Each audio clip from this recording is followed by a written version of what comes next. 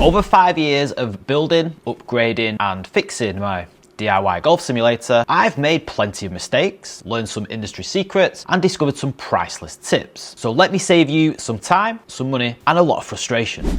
Right, when I first got my golf simulator up and running, I was obviously buzzing, yeah? 200-300 golf balls a day, loving life, until I noticed that my brand new Pro V1 that I'd just taken out of the box like a week ago had started to crack and split open. I thought I'd got like a faulty batch or something, but it turns out having to deal with cracked and messed up golf balls is just part and parcel of owning a golf simulator, because you're simply going to be smashing golf ball after golf ball after golf ball, hitting so many shots, usually with the same ball. They've only got a certain lifespan. And the same goes for gloves as well. You will find that you go through gloves like nothing before. So this first tip isn't really a DIY golf simulator thing, but a general golf simulator tip. You're going to need to invest in gloves and plenty of golf balls. Whether they are premium or cheap, definitely get plenty in stock because you're going to need them. Now this tip is for anybody who hasn't started building their golf simulator yet, but you are in the planning stage. Basically, you need to decide whether your golf simulator is going to be for entertainment and golf simulation, playing virtual courses and all that sort of stuff, or is it going to be for game improvement? Now this is important to know simply because it's going to influence the amount of money that you spend on your setup. For example, if you are after something that's going to be accurate and recreating real world golf course experiences so that you can practice in here and take it out onto the golf course, you are going to likely want to invest in a launch monitor that's going to be reliable and accurate, and that's going to cost you a little bit more money than something that's on the more budget end that you can just use to simply load up and play pretty accurate recreations of world famous courses. Now I've got a couple of products that are linked in the description below this video that can help you determine which is the right kind of setup for you. Do you want just a fun entertainment space, or do you want something that's really going to help improve your golf game, like a fully professional golf simulator studio? So if you are someone who's in this research and planning phase at the moment, then check out those links in the description because they will definitely be able to help you on your journey. Before you start building your DIY golf simulator, there is one tool that I would highly recommend that everybody invests in, and it's not that expensive either. It's a laser level. These laser levels I have found to be unbelievably versatile in the amount of ways and reasons I have had to use this device. From aligning my impact screen, to fitting my wall tiles, to making sure my hitting mat is straight and my launch monitor is aligned correctly. A laser level is a tool that you seriously have to invest in just to save yourself so much time and frustration. So you've just spent hundreds, potentially thousands on a brand new, lovely and clean impact screen. The last thing that you want to do is damage it or get it dirty. So make sure that you are playing in your simulator with clean golf clubs and clean golf balls, because if you're not, then that impact screen is going to get dirty very quickly. Like most people, I hate cleaning my golf clubs. So what I did to combat this issue of not enjoying that was I went and bought a golf buggy club cleaner. You know those things when you're driving around in your golf car and then you want to clean your clubs and it's just got a little cleaner in the side where you just ram your clubs inside it, give it a wipe and they're nice and clean? Well, I bought one of those. It was about 50 quid off Amazon. I fixed it to the wall inside my golf simulator studio. So now whenever I've been playing golf outdoors on the real course and I come back into the sim, rather than giving them a good scrub with a bucket full of water and all of that, I just simply take my golf club, pop it a few times in that golf cart cleaner, give it a wipe, dry, and away we go. When it comes to making your golf simulator look the part, then you have to try your best to get the neatest and most professional finish possible. When I first built my home golf simulator, I bought an impact screen that was just raw material. And what I mean by raw material was it wasn't finished around the edges with the little grommet holes or Velcro strips or anything like that. Now this is a great budget tip, yeah? If you are interested in setting up a golf simulator on quite quite a low budget, then getting a raw material impact screen is a great idea because you can still affix it to the wall or whatever using some bungee cords and some tarp clips. A really good money saving hack. However, it wasn't until I invested a little bit more money and I bought a professionally custom made impact screen that I realized how amateur my previous golf simulator setup looked. And the main reason for this was, can you see the black borders around the edge of my impact screen? Well, I think in the industry they call those pelmets, and those pelmets actually make a massive difference in the final look and aesthetic of your golf simulator. Now, if you buy an impact screen from a professional reseller, then the Velcro is likely already going to be stitched onto your impact screen. It's going to come with these grommet holes, so it's very easy to attach tarp clips or bungee cords to them to hang your impact screen. But also, you're likely going to get these pelmets as well. It might cost you a little bit extra, but it's well worth the money. So these pelmets come already installed with the Velcro, so they attach directly to your impact screen, and then you just have to attach them to your side wall. Mine are done with some heavy duty Velcro as well that was supplied by Golf Swing Systems, where I got my screen from. So I cannot explain in enough detail how much difference it makes to have an impact screen that is professionally done. Now, whilst we are on the topic of impact screens, it's very difficult actually to make the bottom of your impact screen sit nice and flush with the ground. However, there's a couple of tips and tricks that I've learned. Now, one of them is from a couple of companies that I've reviewed in the past for their impact screens. One is Golf Room over in Europe and Carl's Place over in the States. Now, these two companies have created an impact screen that basically has a little bit of elastic or a little bit of tensioning wire that runs along the bottom of the screen, and all you have to do is just get enough tension in it so that the screen sits nicely flush with the ground, so that any shots that you hit thin aren't going to nip underneath the screen and potentially hit the wall behind. Now, if you're not going to get one of those impact screens and you're going to get one from another professional company, which is like what mine is, like I mentioned, from Golf Swing Systems, there's no tensioning wire at the bottom of my screen. But a little professional tip to get it to sit nice and flush is you have to leave about 5 centimeters of overhang at the bottom of the screen, fold it over so it's just laying flat on the floor, and then you've got to screw the bottom grommet hole in each corner into the floor. That will make your screen sit nice and flush with the floor. Nothing's going to ride up when you hit a golf ball into it, and most importantly, no balls are going to nip underneath the screen. Once you've done that, adjust the tension as you go all the way up and around the impact screen until it gets nice and flat, nice and smooth, and then you're going to have a lovely image with no dramas about any golf balls going astray.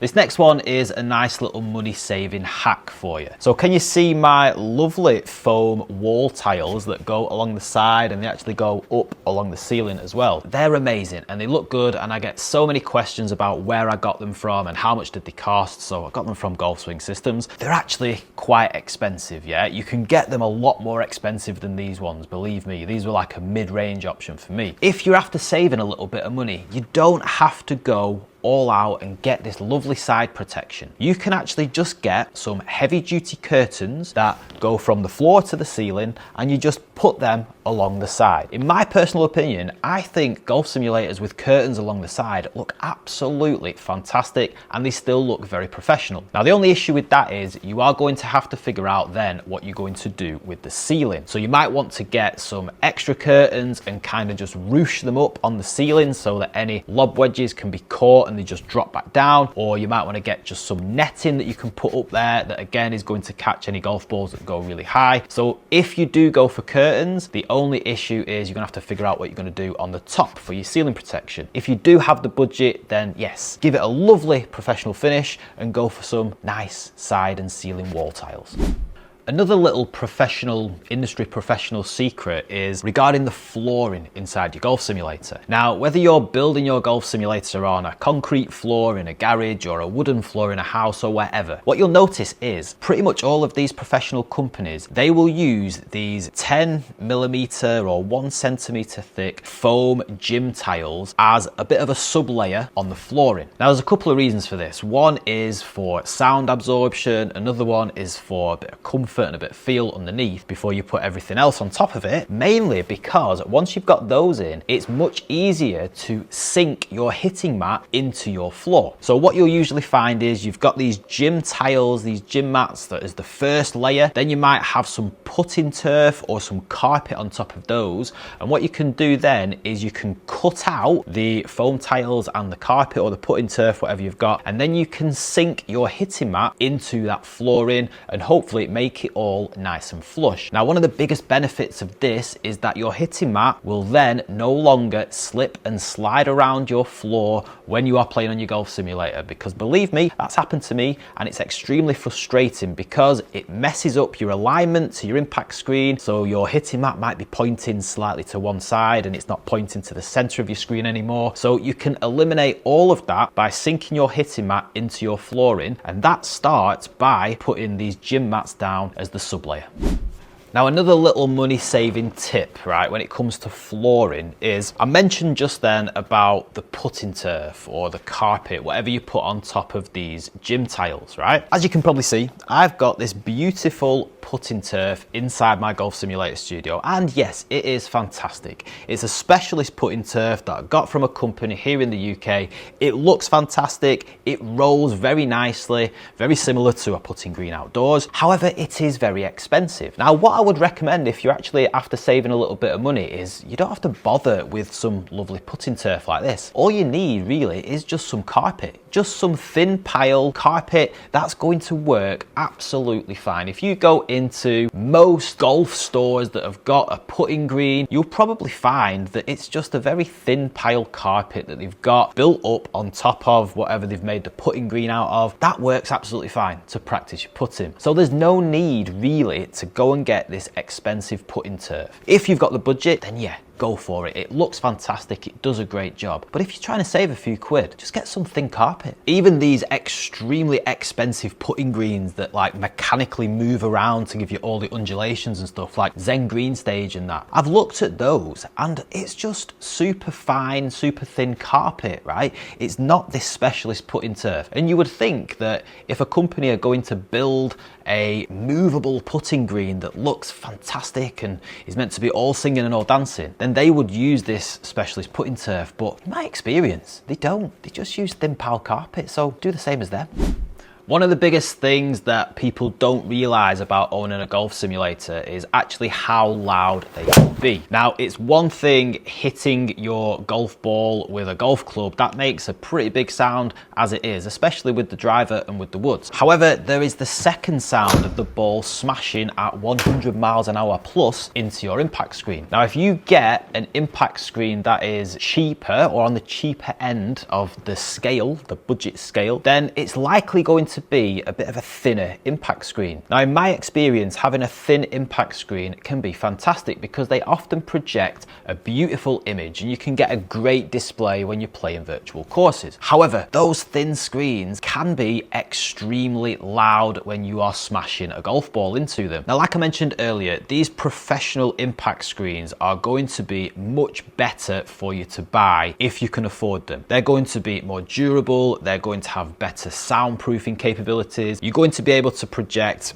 up to a 4K image on most of them as well. But if you're on a budget and you can't afford to spend all that money on a professional impact screen, got a little bit of a tip for you. Look into getting some archery baffle netting, right? Get some white archery baffle netting. It's cheap as chips. You can still project an image onto it, but bear in mind the image quality is not going to be great. But if you're not too bothered about the image quality and you just want that introduction to an immersive golf simulator experience, then look at this archery netting, because like I said, I think I got my first archery net for about 80 quid and I could project an image onto it. And another bonus about the archery netting, it's super quiet. So whether the kids are in bed or the missus is watching TV next door, you can be smashing golf balls away inside your garage or your spare room and it's not going to disrupt them too much.